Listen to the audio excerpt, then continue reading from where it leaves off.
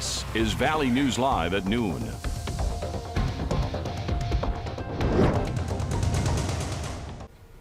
Good afternoon. We begin with breaking news. We now know the name of the woman who died in a crash in Polk County. The Minnesota State Patrol identified her as 21-year-old Hazel Buckanaga. She was not wearing a seatbelt. Her passenger, 21-year-old Ayanna White, sustained non-life-threatening injuries. The crash happened at around 2:30 Wednesday morning in Climax. Authorities say the two women were heading southbound on U.S. Highway 75 when their Chevrolet Equinox left the roadway and hit a culvert. Also new at noon, we now know what caused a fire that tore through a shop in Dilworth early yesterday morning. Clay County Sheriff and Dilworth Fire Chief Mark Empting says authorities were called to the fire north of Dilworth around midnight. The building was destroyed and the fire marshal determined that an extension cord was the likely cause. And the partial lunar eclipse that took place last night, take a look at this. This photo was taken in Fergus, Minnesota. Stacy Moe sent this in around 3 a.m. this morning. Now let's go over to First Alert meteorologist Lisa Green with a first look at your weather. Lisa? Good morning, yes, or good afternoon now. We did see quite a few photos coming in from you, our viewers, of that partial eclipse last night. I'm so glad that we had some areas where it was clear enough for that. And right on our Skycam in Devil's Lake, so our Skycam network was able to see this.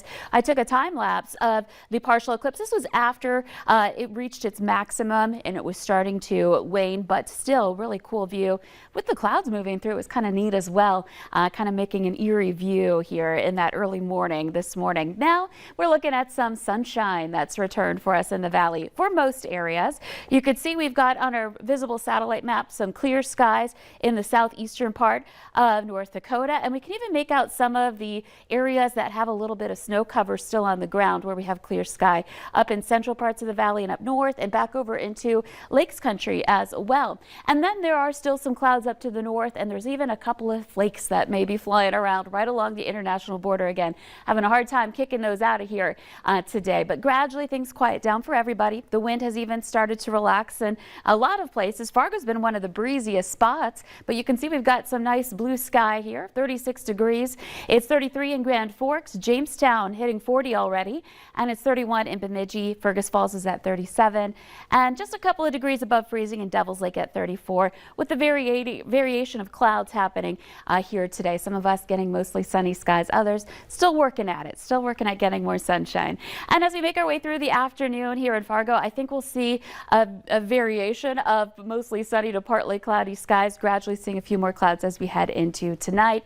Temperatures will be sliding into your Friday evening, so just be aware that, you know, we're going to be below freezing again tonight if you have plans, but notice we're looking at winds that are much lighter, so we're not dealing with those wind chills quite like we were this morning. I'll have your weekend planner and your travel forecast coming up for the holiday week. It's almost here, and I know a lot of people hitting the road starting this weekend. We'll take a look at what you can expect in the valley coming up in just a couple of minutes. That sounds good, Lisa. Thanks so much.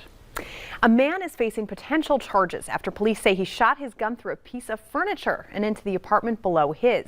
The incident happened around 6 last night in the 4300 block of Pioneer Drive. Police say Randall Brown was cleaning his gun when it went off, and the bullet was found lodged in the floor of the apartment below him, and no one was hurt. State troopers say alcohol was a factor involved in a car crash that ended in a water-filled ditch. Troopers say late last night, 25-year-old Joshua Blazik was on Highway 11 when he entered a ditch, hit an embankment, went airborne, and flipped.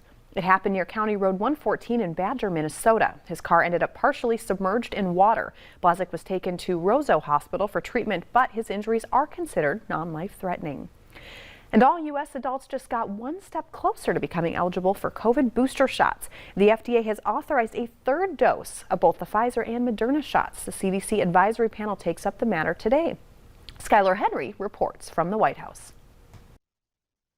The FDA gave emergency use authorization Friday morning to both Pfizer and Moderna COVID-19 vaccine booster shots to all Americans 18 and older, giving U.S. adults the choice of which vaccine to get. We're pretty comfortable seeing these vaccines mixed if necessary. In a statement, the agency said additional data from real-world use enabled the FDA to reassess the benefits and risks of boosters for all adults. The CDC must still weigh in before a third dose is given the green light. An advisory panel takes up the new recommendations in a meeting this afternoon. The White House says it has the supply ready once it's given the final approval. We'd like to see more people getting booster shots who are eligible to get that extra protection against COVID-19 now, especially going into the holiday season. The push to expand vaccine eligibility comes as the CDC reports an increase in breakthrough infections. It's a killing disease, and I've come close to it, mighty close. In Michigan, 73-year-old Twilla Harrison has been hospitalized for 2 months with COVID-19, despite being fully vaccinated. If you're not vaccinated, I'll tell you flat out, you're a fool. Because that's the worst thing that you can do is get out and spread this disease. The CDC says the average pace of Americans getting their first dose of the vaccine is at its highest since August. A third of those shots went to children ages 5 to 11, who became eligible earlier this month. Skylar Henry, CBS News, the White House. The CDC says more than 400,000 people received their first dose yesterday. The Occupational Safety and Health Administration says it's suspending its enforcement of the Biden administration's new rules ordering large employers to require vaccines or undergo weekly COVID testing. It comes after an appeals court ordered OSHA to stop pushing the new rules until there's more direction from the courts. On this vote, the yeas are 220, the nays are 213. The Build Back Better bill is passed.